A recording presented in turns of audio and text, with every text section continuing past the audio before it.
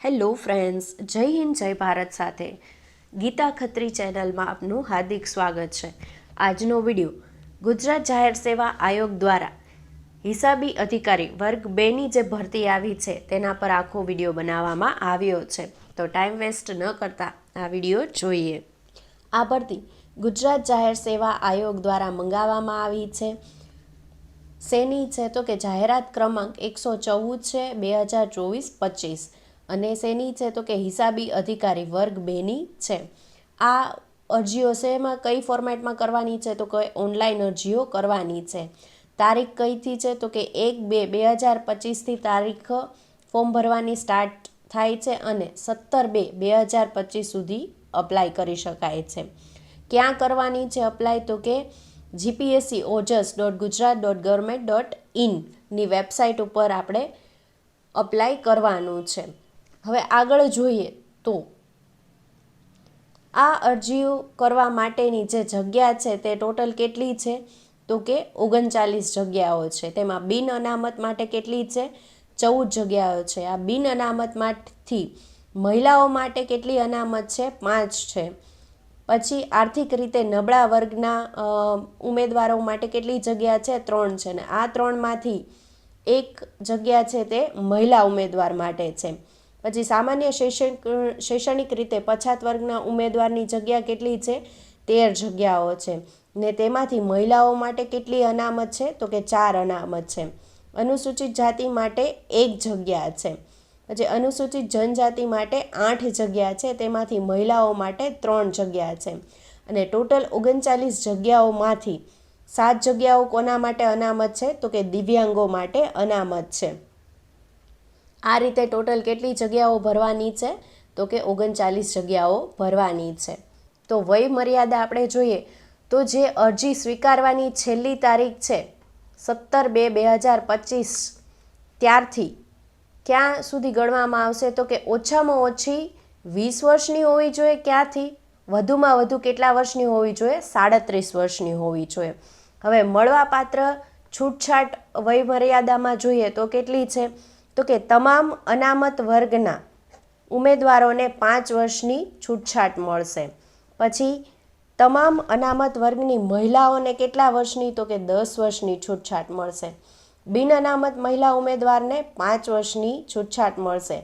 અને માજી સૈનિકો છે તેમને 5 વર્ષ પ્લસ 3 વર્ષની છૂટછાટ આપવામાં આવશે.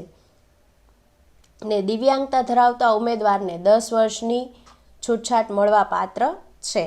વય મર્યાદા પછી આપણે જોઈએ શૈક્ષણિક લાયકાત. તો શૈક્ષણિક લાયકાતમાં શું છે તો કે કોઈ પણ સરકાર માન્ય યુનિવર્સિટીમાંથી BCom, CA, ICWA, CMA કરેલું હોવું જોઈએ. અને પ્લસ શું હોવું જોઈએ તો કે કોમ્પ્યુટર એપ્લિકેશન એટલે કે કોમ્પ્યુટરનું નોલેજ હોવું જોઈએ. પ્લસ શું છે તો કે ગુજરાતી અને હિન્દીનું નોલેજ હોવું જોઈએ અથવા તો બંને ભાષાઓનું નોલેજ હોવું જોઈએ.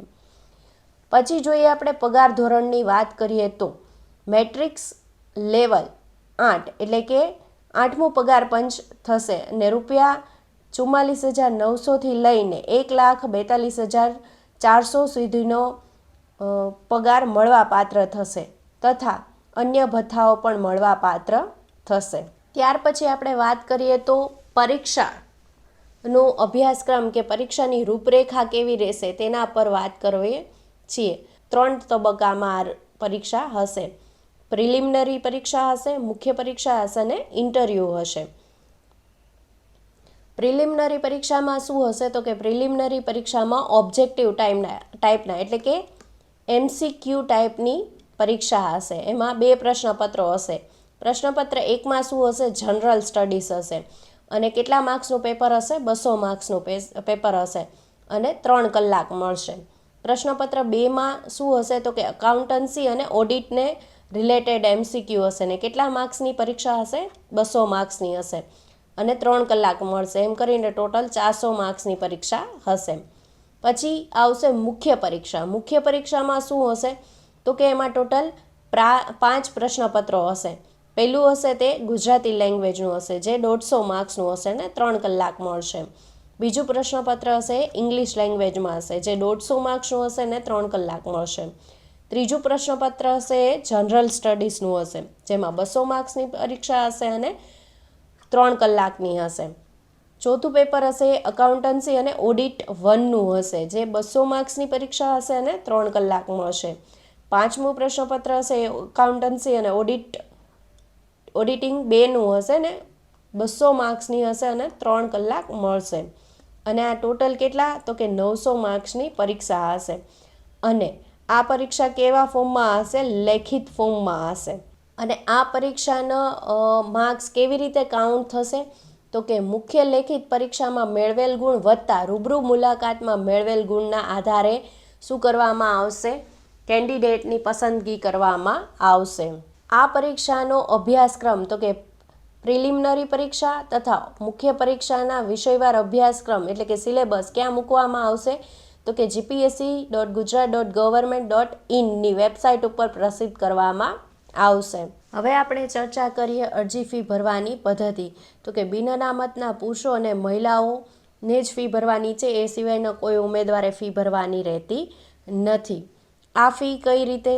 તો કે ઓનલાઈન gpsc.ojas.gujarat.government.in વેબસાઇટ પરથી પ્રિન્ટ ચલર કાઢી અને ઓનલાઈન પેમેન્ટ ફી કરવાની હોય તો net banking, credit card payment અથવા તો અધર પેમેન્ટ મોડથી કરી શકાય છે.